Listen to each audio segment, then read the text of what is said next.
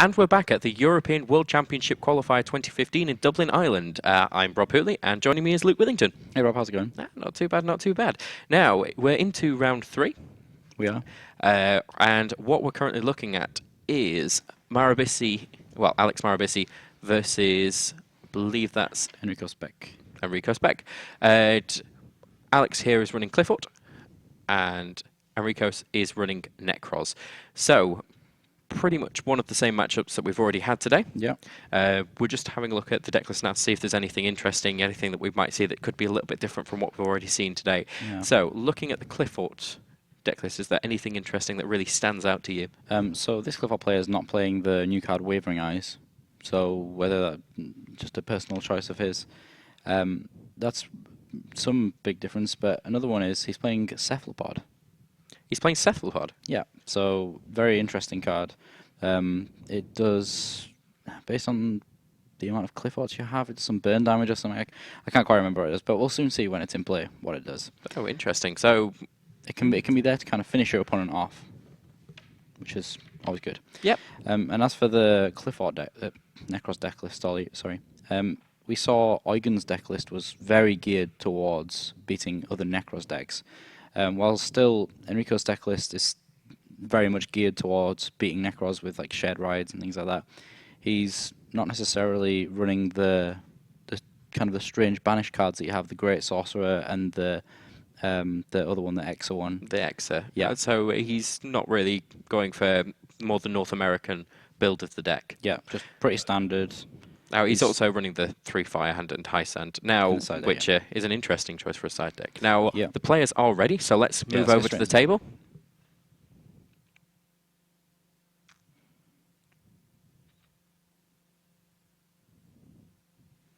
Enrico's name. Not quite fitting on the screen there.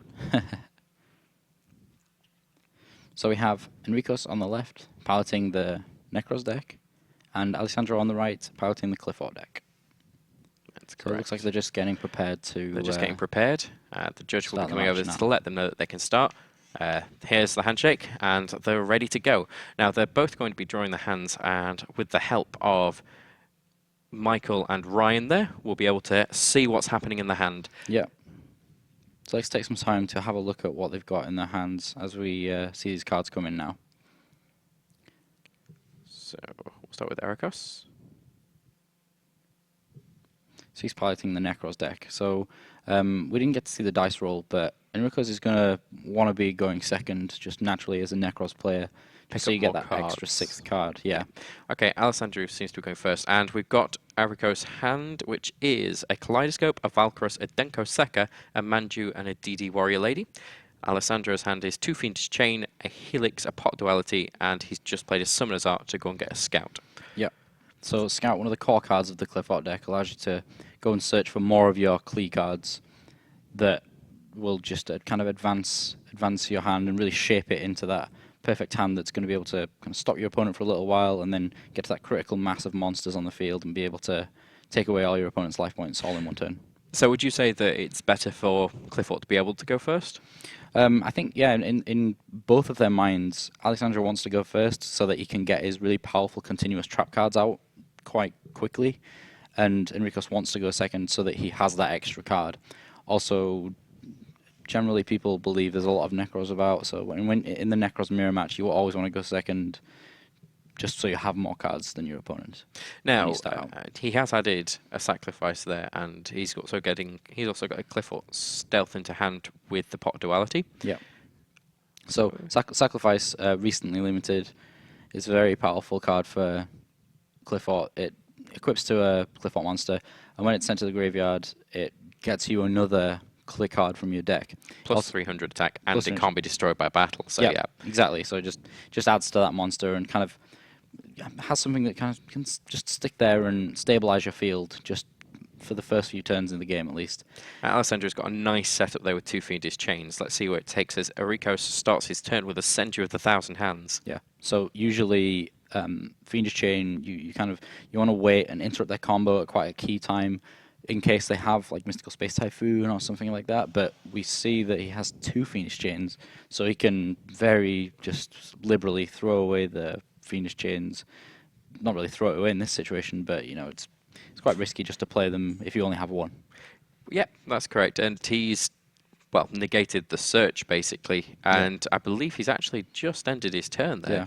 Yeah. Alessandro has drawn into his lose one turn as well. So he is looking at a very, very powerful position, as he has the ability to be able to bring out that stealth with effect. Yeah.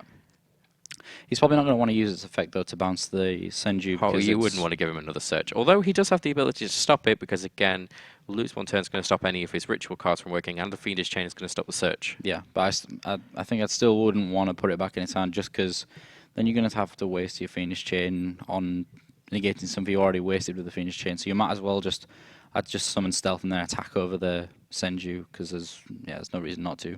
Well, what's he going to search for with Scout? So I think he wants to try and complete his Pendulum Scale here, or he could possibly search for Disc and make some Disc play. So Disc is a 2-tribute clear monster. And Carrier's now in hand. Okay, so he's going to go for a Carrier. So we'll see where he goes with this Clifford Carrier. So Carrier is one of the two kind of important ones. Carrier and Helix, they do different things. They deal with different problems. So Carrier allows you to bounce a monster back to your opponent's hand, and Helix will destroy one of their set spell trap cards. Okay, so he's tributed there. Sacrifice has gone to the graveyard, so he's going to get another search. And I believe Helix is destroying the Fiendish Chain. Yeah. At this point, why not destroy the Fiendish Chain? Actually, no. Did he bounce the Fiendish Chain? No, okay, he did destroy it. He destroyed it. That's a Helix that he's just tributed there. Yeah. I thought he might have bounced it with Stealth. Cause, it's very possible he's just bounced it with Stealth as well. No, he did bounce Scout back to hand so that you can play that again and get another search. And Fiendish Chain is currently in the graveyard. Yeah. Now he has a Monolith. Yeah, so he's been able to use that Scout search again. Actually, he got that off Sacrifice. So here we go. He's going to be able to use that Scout search again, paying his 800 life points to be able to go and search a clear card from his deck.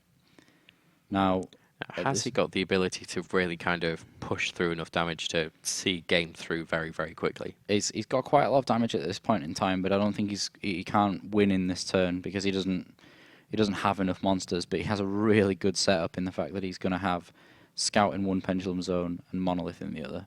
And lose one turn. And lose one turn, exactly, which caused a lot of issues for Eugen Height earlier on today. So he's going to have the Carrier, Yep. and he's going to have the Helix, both on full attack, very possibly very soon. Yeah, and he's chose to search Recreate with Scout, with the second search that Scout has. So just in case lose one turn goes away, Recreate is there just to back him up. Yep, exactly. So, very scary as a Necros player when you see a Clifford player go ahead and set 3 spell or trap cards. And he got to draw 1 card from the Monolith, and don't believe... and that was another Scout. Now, looking over at Erikos' hand, we've got a Kaleidoscope Valkyrus, a Denko Sekka, which is going to be annoying, a Manju of the 10,000 Hands, a DD Warrior Lady, and a Reinforcements of the Army. Yeah, so, just having a quick look over that, he will be able to make a play... Yeah, he'll be able to make a play if he can summon the Denko Sekka first, because he'll be able to use Reinforcements of the Army to go and get Shurit and summon the Valkyrus that way, unless he does want to try and use the Manju. But And down goes the Denko Sekka. Yeah. Denko Sekka, the Cold Wave on legs. Yep. So his opponent looks at his back rows and realizes that he can't do anything about it. So Denko Sekka says when this card is, when it's on the field, and you control no set cards, which currently Enricos doesn't. And generally, you don't when you're running Necros as well. Yeah, neither player can set cards on the field, and neither player can play the cards that are already set on the field. The spell and traps, that is. So we see Enricos furthering his hand here by playing Reinforcements of the Army into Shurit, and he's going to be able to summon the Valkyrus using Shurit. Yeah, so he plays Kaleidoscope, tributing the Shurit, and then playing Valkyrus. So Shurit allows you to go and search for a Warrior Necros monster. So there's quite a few of them, but the key ones that people use are Bryanak, Clausulus, and Trishula. Bryanak, one of the most important cards in the deck, as it searches pretty much anything. Yeah, it can just get you any of your Necros ritual monsters. Now, also, I believe it was also hit with the Forbidden Limited list last time. Yeah, so we went down to 2 Bryanaks, because it's a very powerful card. Reinforcement of the Army is now happening again, getting him a Clausulus. Clausulus going to the graveyard, And searching again. So let's have a look, see what he's going to get there. So it's probably going to be a Necros Mirror, because then he can use that Bryonac to go and search for a Trishula. Which I believe that's what he's done. Yeah, and then he can play the Necros Mirror, banishing the Chariot from the graveyard and summoning the Trishula, which is absolutely devastating. So Alessandro was looking in a fantastic position, but then Denko Seka just came and messed up his day. Yeah, now this is a really key point in this game. If we see the Scout taken away from his hand, then this could absolutely just devastate here. Let's see what it is. I thought he was doing eeny, meeny, miny, mo for a Oh, second yeah, there. so did I. And he still has the Scout in his Still has hand. the Scout. He has wow, hit the carrier. okay, that's unfortunate for him. But, oh, okay, yeah, that was just game right there, in fact. Yeah. Wow. Okay. That Okay. was enough damage Missed to just go. that. Done. Yeah. There was nothing happening there. There was just a massive amount of damage on the board. Big blue elephant wielding a big blue stick. Yep, I completely didn't realise that he was really low on life points, but of course, the Clifford deck paying a lot of life points to be able to play all of their Scout plays. Well, you know what they say, life points are just a resource. It's only a real problem when you have 0. Yeah, exactly. only when you have none of them left do you Yeah. worry about using them up.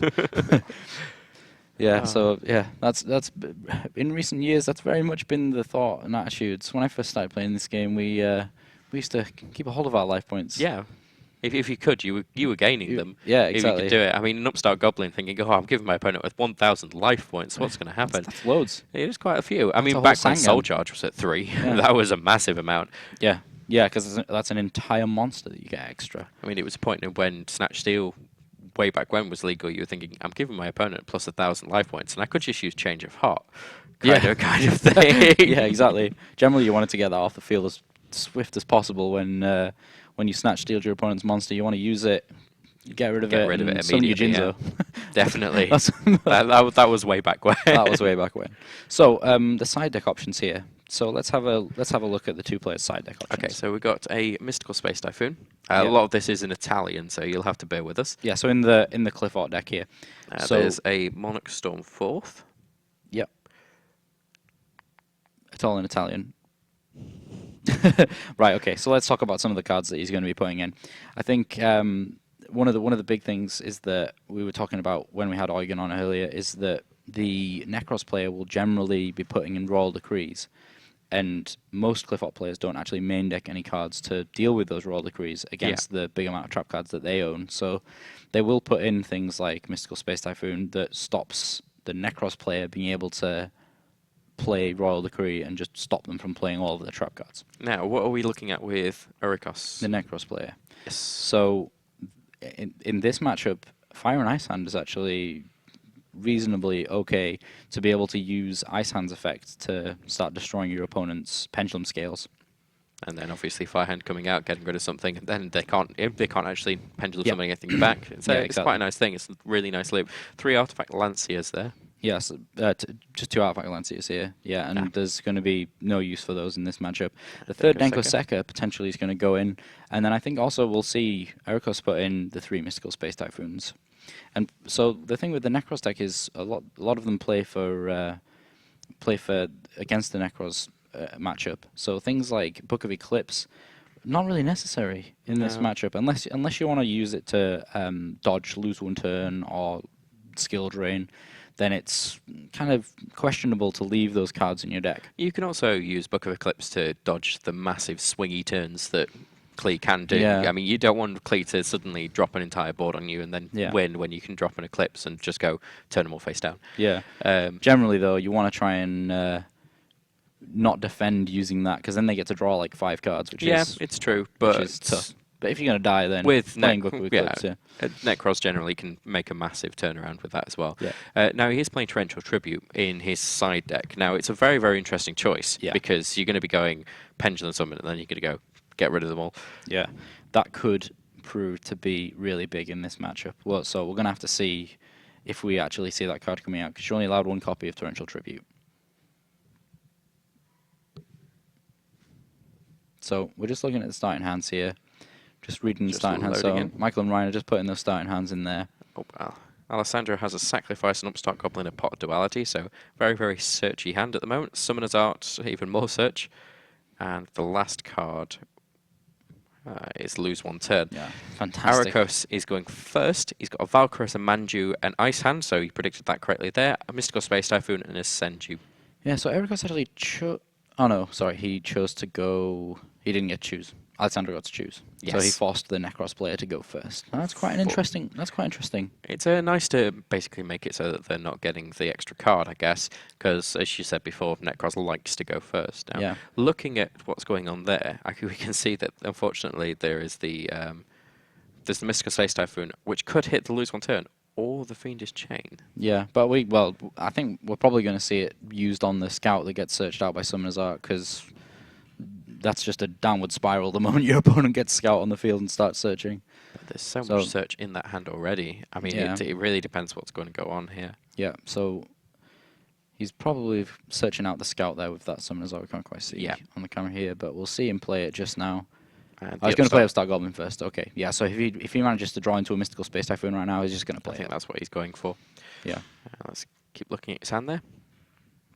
Yeah, so let's see wait for the update. What he got.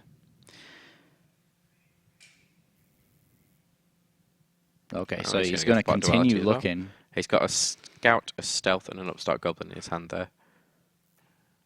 I believe he may have just he's continuing to dig through his deck here to try and find... That looks like a Skill Drain, a Helix, and a Summoner's Art.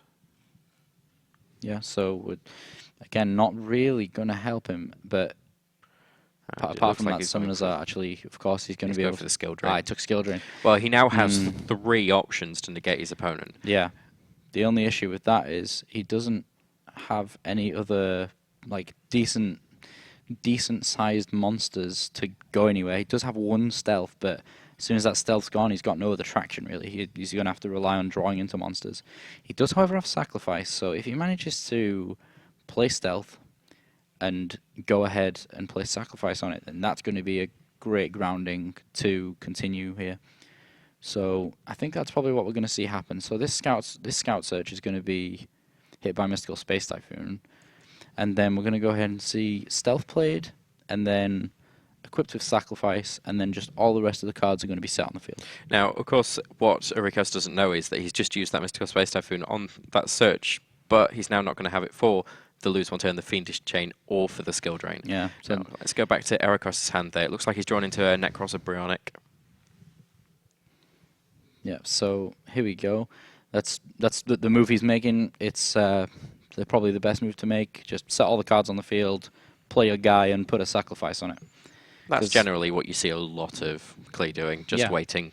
It's like, please blow up my guy, I like searches. Yeah, exactly. And the thing with Sacrifice is you can get any of the Klee cards from your deck, which includes the Clifford Scout. And the, Clifford Scout, Reckley 8. Yeah, anything. Anything you want. And you can get Scout, and Scout can get Reckley 8, and then you're just going to sit there and generate more cards using your Scout. So, let's see what the Necros player does here to try and really push through all of these cards. Ooh, and he's just drawn into a Fire hand, which is not... You don't want an Ice hand and a Fire hand in the same hand. No. So we see Skill Drain being played here. This is quite interesting because he decided to play Skill Drain first. However... And down comes the Ice hand to be able to get rid of it. Yeah. We do, however, have a Fiendish Chain set, which could potentially stop this Ice hand from attacking into the stealth, because that's probably what the maneuver is going to be. He's going to attack with Ice Hand, take some damage, but he's going to be able to use Ice Hand's effect. And get a Fire hand as well, which could in turn get rid of stealth, etc., etc., etc. Keep going through all of those as they usually do. I mean, he's got so many hands on the board. So here we go.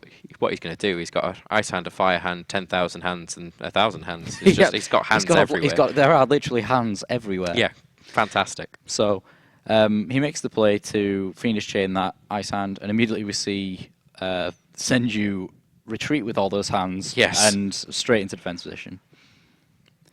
So, yeah. Cards on the table. It's actually Ice Hand and Senju. Yeah, there we go. Ice Hand and Senju with 1,000 hands. And Stealth so pass his turn. Pass his turn. Imperial Iron Wall hitting the field. Oh, why not? So that's a nice little, you're not going to be doing anything field. Yeah. Unfortunately. So, yeah, he's just going to be able to flip that up during his opponent's draw phase, standby phase, And anything, just make it so that his opponent can't do anything. Have we seen? Although there isn't actually any there's no mirrors to ritual use. spell cards, so I'm just thinking during this game we've not actually seen the Necros player ritual summon at all. no, it's because he has nothing. Yeah, he can't do anything at the moment. Yeah. I mean, he's got the Branak, of course. Yeah. So it's just there's these really powerful continuous trap cards, and that's not the end of it. Like right now, Erikos can see the skill drain, but what he can't see, which we can see on stream here, is lose one turn and an Imperial Iron Wall. Yeah, and Imperial Iron Wall. It's literally that's three things. All we'd need now is a mistake, and it would just be a Necros can't play cards. Yeah, a cards game. Pretty much. I think Straight Flush would be a fantastic card right now, but not many people play it. And to be honest, Erikos has a Mystical Space Typhoon sat at the bottom of his graveyard, and there are 3 cards that he wants to remove with Mystical Space Typhoon on the field right now. So it's a game of maths right there. He doesn't have enough removal to get rid of all of these continuous trap cards. Now that's an Ice Hand, a Fire Hand, and a Book of Moon that's just gone down. A lose one turn has just gone into Alessandro's hand, so he has the backup if his first one he's gotten rid of. Now going into Fire Hand there. Yeah. Now for anyone that doesn't know what Fire Hand and Ice Hand look like, that's Fire Hand, and that's Ice Hand. Yeah. So Ice Hand destroying spells, Fire Hand destroying monsters. Yeah, and as soon as they do that, when they're destroyed, they special summon the other version of that hand. This was basically the cards that everybody hated seeing for a very long time because of how powerful and annoying they could get. Yeah, during the hand artifact trap tricks era, we saw these quite a lot, and they did actually kind of go out of fashion for a little while. I think he's just put a dice on it to dictate which one of them has been special summoned. Yeah. Just to make sure. Well, which one? I think that's the normal summoned one. So here we see that Alessandro is going to be able to go and search with Sacrifice, and he's open to do anything he wants now. He can go and get a Scout, so he can keep searching, which is that's what I do. I don't know. We'll see what he comes up with. Yeah. Yep. There's the Scout. Scout go search. There is a Book of Moon on Erikos's field. It's that's not going to do much. No, not massive amounts at the moment. It is going to I suppose there's a completely different book he's going to need to fix this. So Scout's going to probably go and complete the Pendulum Scale with a Monolith, or he may just go and search for a Carrier or a Helix. I'm unsure what he'd want to do here. I'd probably go with the Monolith, so then he can Pendulum summon all of those monsters that he has in his extra deck face up. And with Skill Drain being there, they would all be on full attack as well. Yeah. So actually, he did go and get a Carrier. So I do wonder where Monolith is, but he may have side decked it out. So here we see the 2 monsters special summoned. I'm in defense position to make sure that the Ice Hands can't just run into them and then wreck use the their field. effects. Yeah. So that's a Manju of 10,000 hands in hand, a reinforcement of the army, and he's going to overlay there. Yeah. So interesting into an Exciting Knight that doesn't but have an effect except with a Book of Moon. Yeah, exactly that.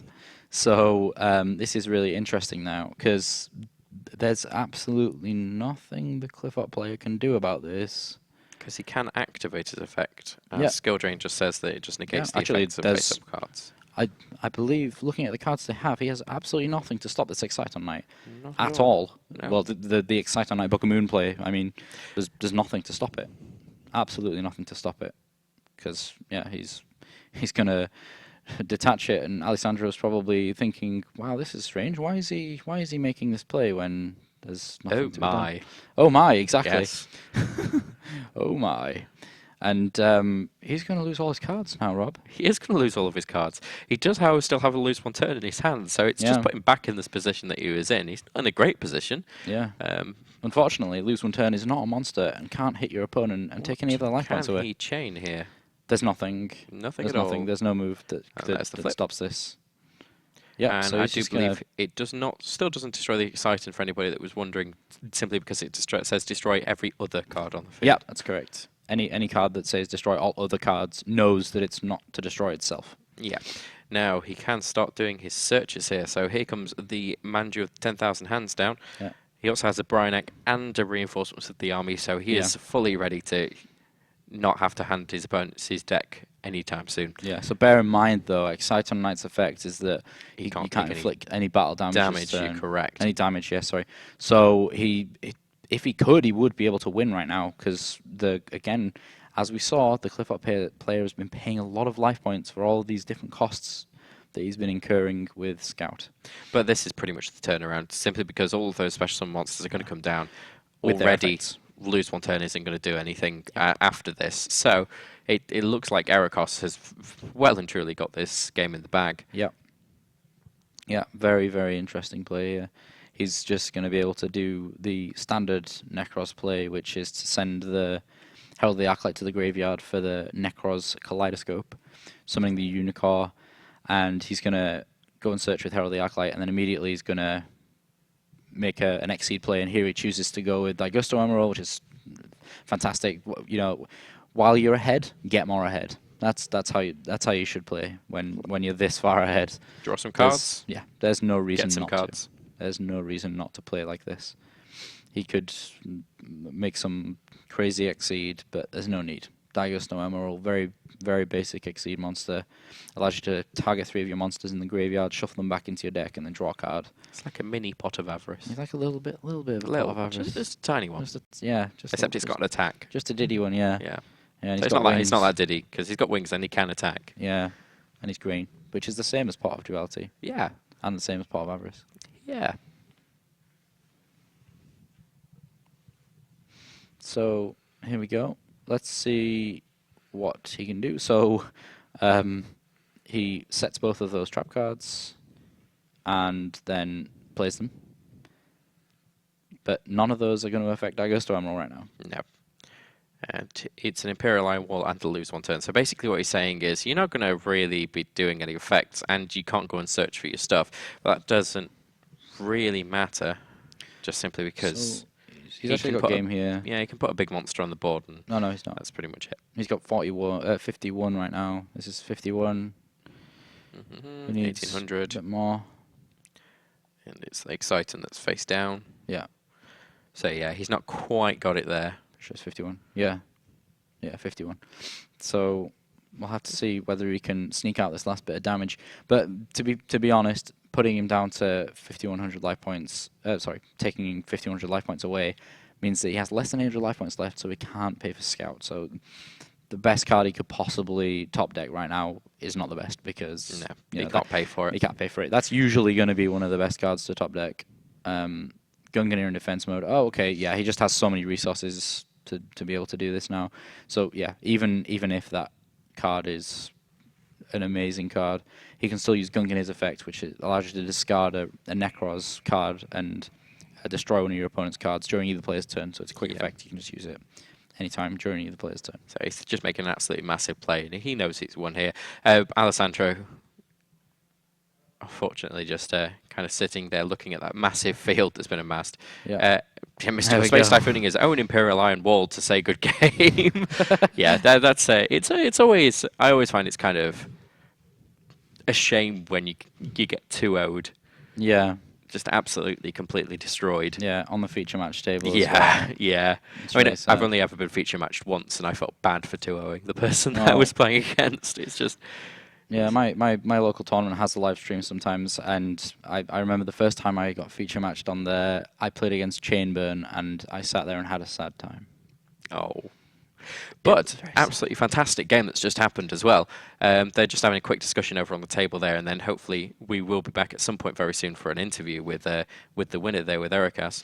But Erikos was actually his national champion as well, if I remember correctly. is that correct? Yeah, oh, we saw him yesterday. Yes, we did see him yesterday when we were doing the interviews with the national champions, and he did say that he was going to be playing Necros then as well. Yeah. He won with Necros. He's going to carry on playing Necros. Yeah. Now, looking at that, I mean, was there any particular plays that you thought, wow, that's... I think just it was quite a basic play, but being able to identify the fact, well, I can just play Excite on Night here and win the game because I get to destroy all your cards. Yeah. Some people might have overlooked that because it was quite a complex game state at that point. You know, that was just, kept his calm and made the right play. That's all really. I mean, Exiton under a Book of Moon or a Book of Eclipse is basically the way to get around Clifford. Very strong. Yeah, because Clifford like to just spam the field with as many cards as possible, Yeah. and they're always vulnerable to that Exiton Knight. Yeah, exactly. And it just, that was it really. That was just a very, very basic play that he managed to identify and execute at the perfect time. Yep. So, I mean, going into the game, did you think that the Necros player definitely? I think I did think that he had a better chance overall with this decklist here than Eugen's decklist against a Clifford player. So I did think that he probably had a much better chance overall in the first game anyway, because his side deck was still reasonably similar. He just wasn't playing Royal Decree. So yeah, I think he had a good chance. I think he had a good chance, and he's obviously come out on top. Definitely. So that was round 3. Absolutely fantastic game there. We're going to be back very shortly for an interview with the winner, and we'll see you very soon.